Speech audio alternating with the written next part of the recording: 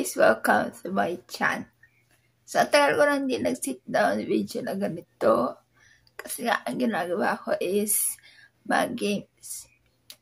Naubusan kasi ako na idea. Ganon.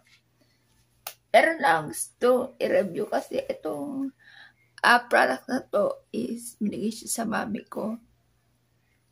Yun. At nagaling siya sa ibang bansa, ganon, sa US, ganon. So, lipstick siya, lipstick. Isa, lipstick, yan. Sabi ko, re-review ko siya. Yan siya. Medyo, yung packaging nito is medyo may pagka, basta para iba siya.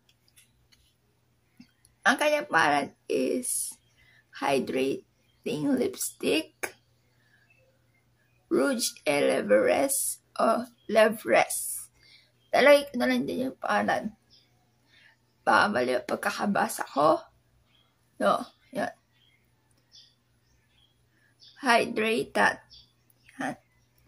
Infused with rose oil daw siya. So, ganyan na itsura niya. Parang,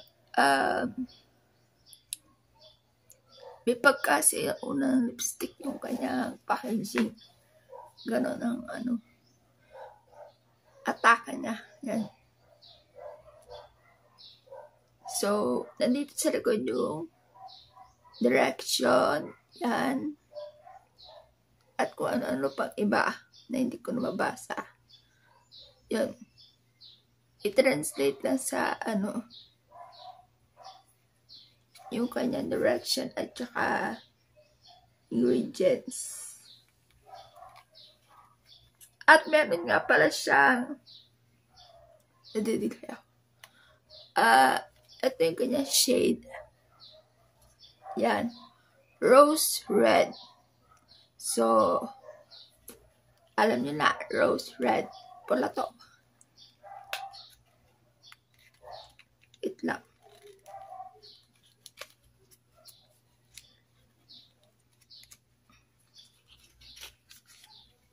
Ito siya.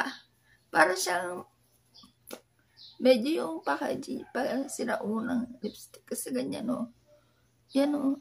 Oh. So, pag binuksan, yan.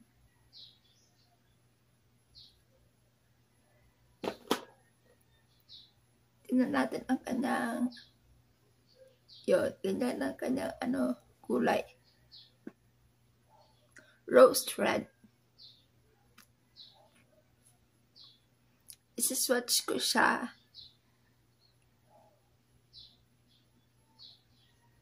May pagkaano siya.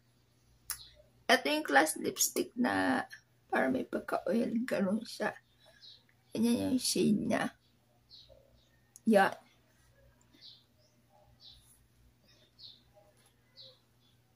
Ito try natin sa lips na para onti lang ilalagay mo natin. Onti.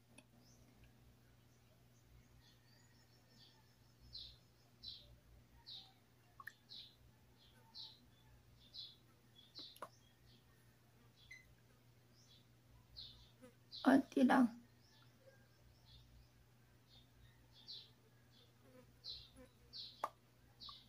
So, ganyan siya.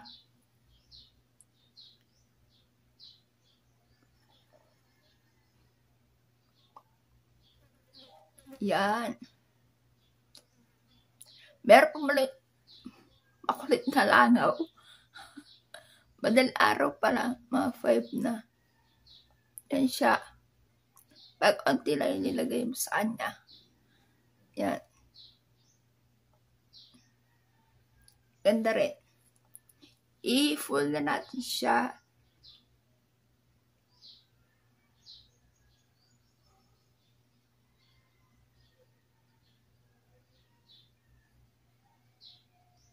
Para siyang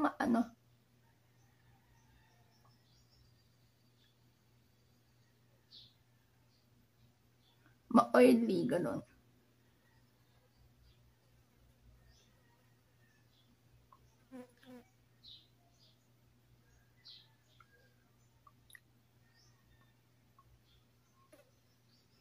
medyo lumampas.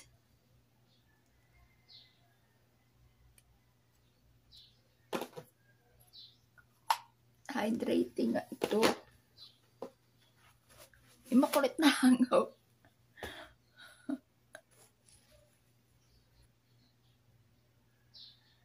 So, yan.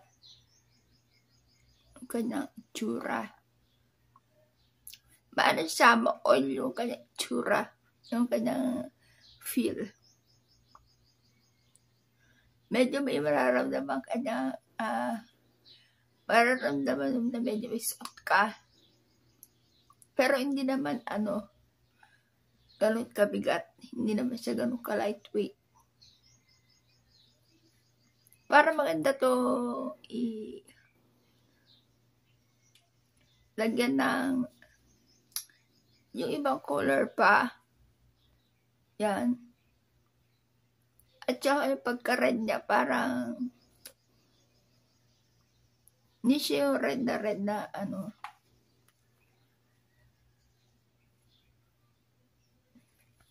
red siya pero ibang kulay. Yan. Para ka naka-ano rito. Para ka naka-lip balm. Ganun yung niya. Ganun yung feel niya. Yung feeling niya. Okay naman yung shade niya. Hindi siya yung parang sobrang pulang-pula.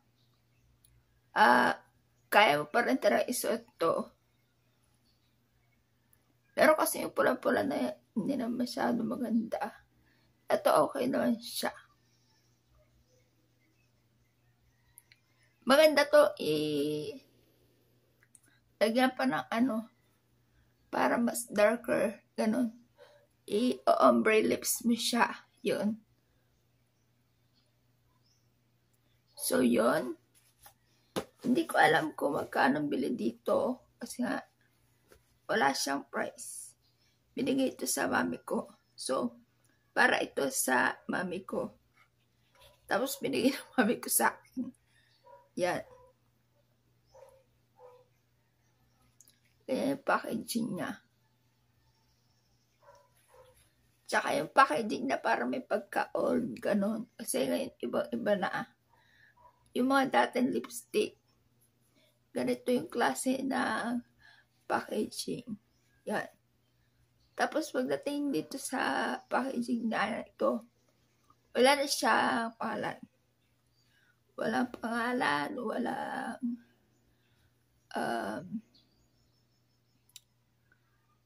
yung kanya kung anong klase ba siya ng lipstick, yun. Yung red rose, wala na ingredients. Wala na kahit ano nakasulat. Ganyan na lang.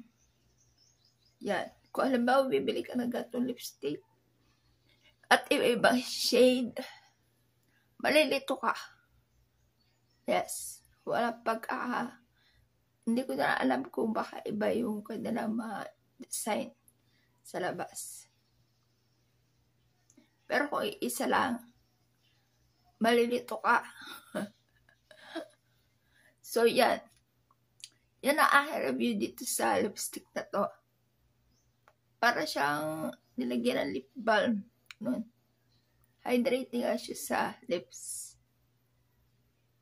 So, guys, thank you for watching. Bye!